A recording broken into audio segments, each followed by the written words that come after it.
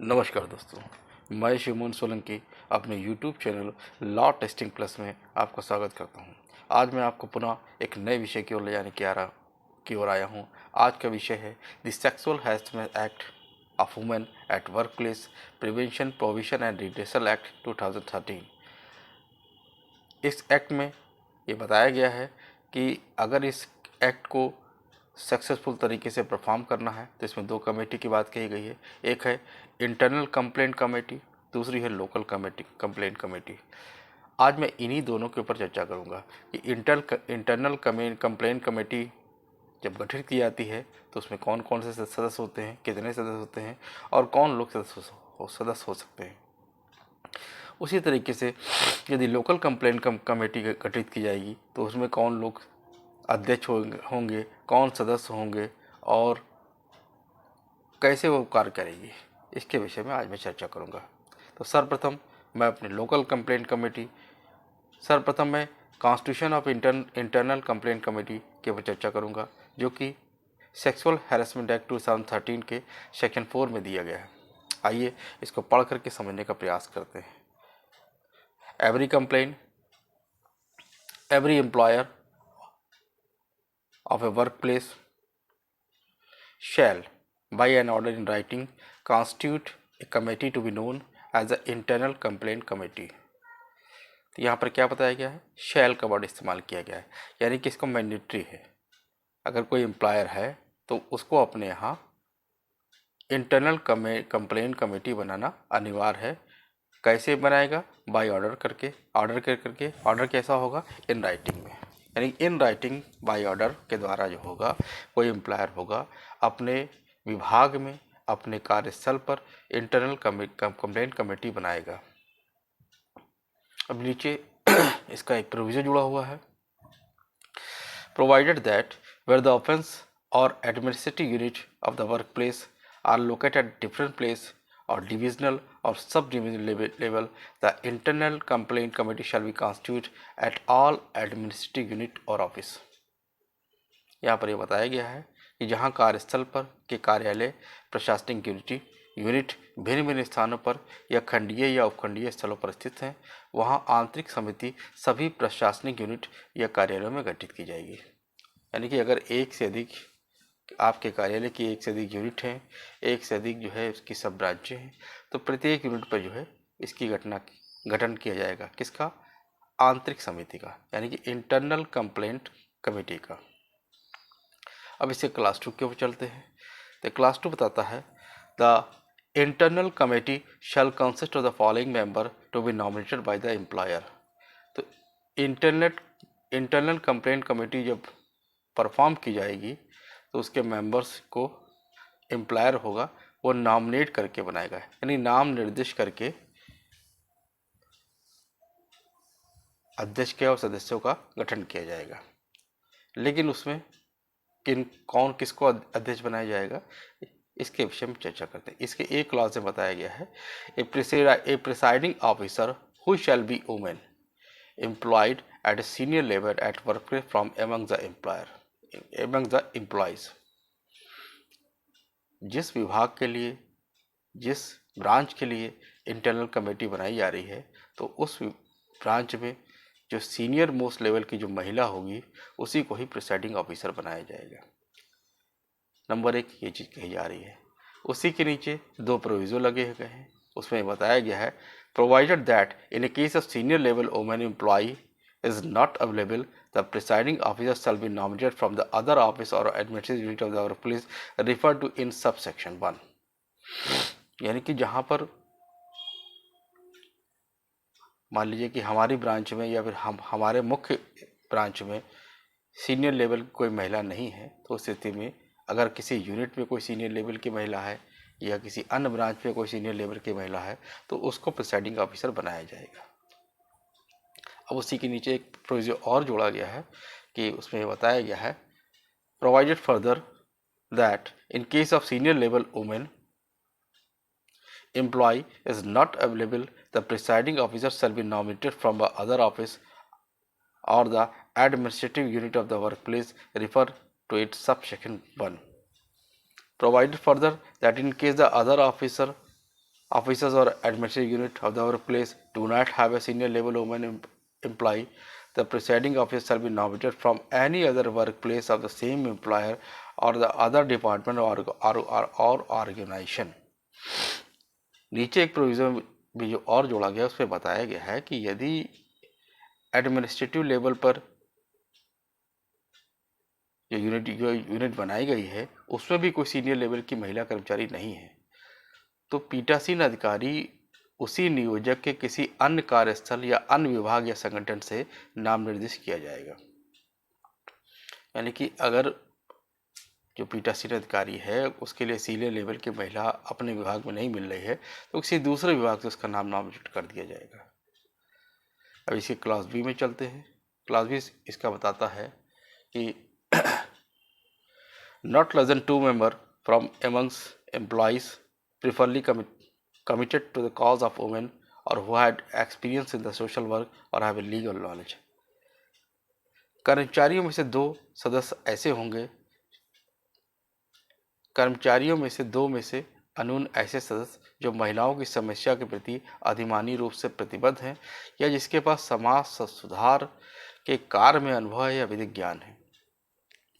यानी कि इसमें एक प्रिसाइडिंग ऑफिसर के ऊपर चर्चा की जा सकती है जो कि सीनियर लेवल की महिला बनाई जाएगी। इसके अलावा 2 सदस्य भी बनाए जाएंगे। 2 सदस्य में कौन होंगे? जो कि महिलाओं की समस्या को प्रिफरली सुलझाने में प्रतिबद्ध हैं। दूसरा, जिनके पास समाज सुधार का काम हो या फिर उनके पास विधिक ज्ञान हो।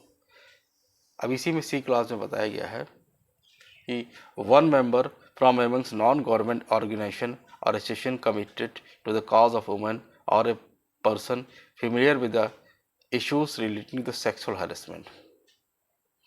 गैर कर्मचारी संगठन या संगमों में से ऐसे एक सदस्य जो महिलाओं की समस्याओं के प्रति प्रतिबद्ध हैं या ऐसा कोई व्यक्ति जो लैंगिक उत्पीड़न के संबंधी मुद्दों से परिचित है। सी क्लास में बताया गया है कि एनजीओ में से एक मेंबर रखा जाएगा और वो मेंबर कौन होगा? जो महिलाओं की समस्या को सुलझाने में प्रतिबद्ध हो या ऐसा कोई व्यक्ति जिसको लैंगिक उत्पीड़न संबंधित मुद्दों से परिचित हो। अब नीचे इसके सी क्लॉज में प्रोविजन जोड़ा गया है जहां पर ये बताया गया है कि provided that at least 1 of the total member so nominated shell be women. कि जो नॉमिनेटेड पर्सन होंगे उसमें से आधे जो होंगे वो वीमेंस होंगे। यानी कि एक अध्यक्ष हो गया, एक प्रिसाइडिंग ऑफिसर हो गया, 2 मेंबर ऊपर बार चर्चा किए गए और +1 एक एनजीओ से रखा गया। तो टोटल कितने हो गए? 4 लोग हो गए। तो 4 में से कौन होगा? 2 जो होंगे वो महिलाएं होंगी। ऐसा इसमें बताया गया है। अब इसे क्लास 3 पे चलते हैं।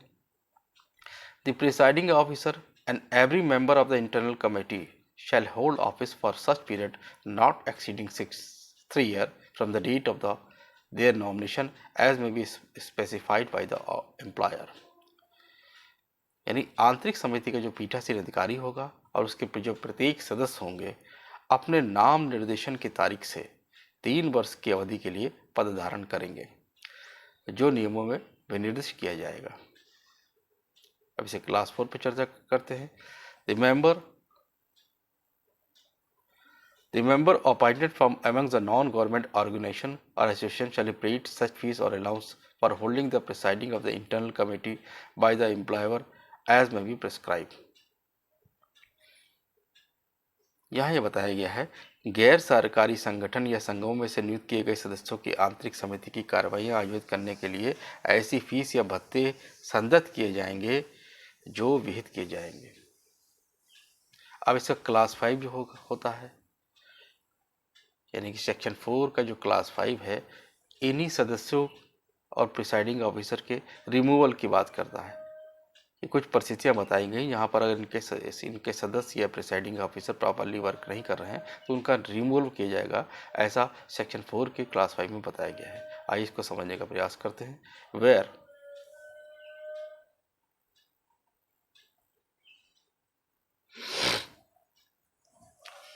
where the presiding officer or any member of the internal committee contravened the provision of section 16 or has been convicted for offence or inquiry into the offence under any law for the time in force is pending against him or has been guilty in any disciplinary proceeding or disciplinary proceeding pending against him. D. Has so abused the position as to render the continuance in office prejudice to the public interest such presiding officer or member.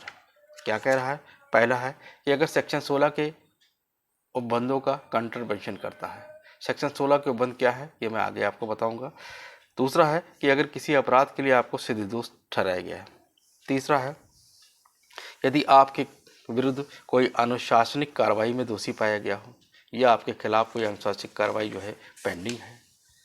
तीसरा है कि यदि आपने अपने पद का अपनी हैसियत का दुरुपयोग किया गया है। तो इन चारों में से कोई भी परिस्थिति होगी तो अध्यक्ष और उनके सदस्य यानी आंतरिक समिति के जो प्रिसाइडिंग ऑफिसर है उनके सदस्य को हटाया जा सकता है। एज द केस में be he shall be reviewed from the committee and the vacancy so created और any casual vacancy shall be filled by the fresh nomination in accordance with the provision of the section. जहां यथास्थिति ऐसे पीठासीन अधिकारी या सदस्यों को समिति से हटा दिया जाएगा तो इस प्रकार जो सर्जित रिक्तियां होंगी या ऐसी किसी अन्य आकस्मिक रिक्तियों को इस धारा के उपबंध के अनुसार नए नाम निर्देशन के द्वारा भरा जाएगा। तो ये आपने देखा कि अभी मैंने आपसे चर्चा की कि इंटरनल कंप्लेंट कमेटी के ऊपर चर्चा की गई है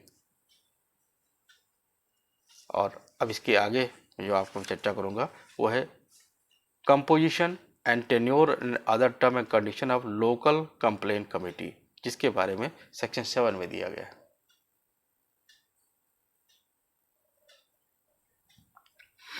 The local complaint committee shall consist of the following member to be nominated by the district officer only. जो लोकल कंप्लेंट कमेटी है उसके नाम निर्देशन जो करेगा वो कौन करेगा? वो जिला अधिकारी करेगा यानी डिस्ट्रिक्ट ऑफिसर करेगा। डिस्ट्रिक्ट ऑफिसर कौन होगा इसके बारे में सेक्शन 5 में बताया गया है कि एप्रोप्रिएट गवर्नमेंट में बाय नोटिफाई डिस्ट्रिक्ट मजिस्ट्रेट और एडीएम और द कलेक्टर और डिप्टी कलेक्टर और district of as a district officer for every district to exercise power or discharge function under this act। Section 5 में बताया गया है कि समुचित सरकार के द्वारा डीएम, एडीएम और कलेक्टर और डिप्टी कलेक्टर को डिस्ट्रिक्ट ऑफिसर के रूप में अपॉइंट किया जाएगा और यही डिस्ट्रिक्ट ऑफिसर जो होगा लोकल कंप्लेंट कमेटी के अध्यक्ष और सदस्यों को नॉमिनेटेड करेगा। अब सेक्शन 5 के ए क्लास में चलते हैं जहाँ पर बताया गया है a chairperson to be nominated from among the eminent women to be field of social work and committed to the cause of women. अध्यक्ष जो सामाजिक कार्य में प्रख्यात और महिलाओं की समस्या के प्रति प्रतिबद्ध महिलाओं में से नाम निर्देशित किया जाएगा।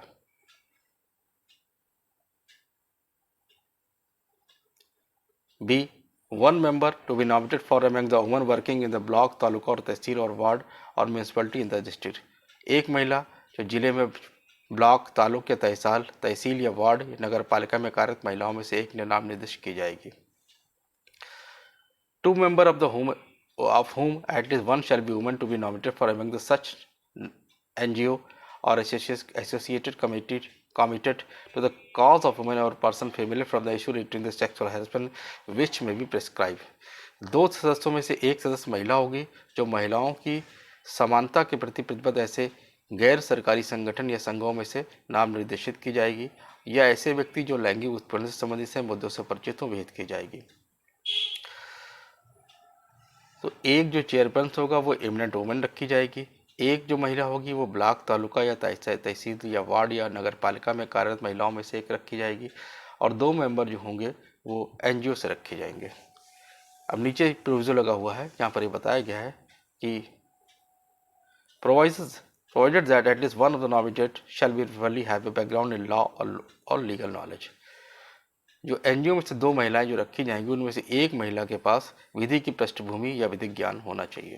Provided further at least one of the nominee shall be women belonging to the SC, schedule caste, schedule tribe और ओबीसी और minority community notified by the central government from the time to time.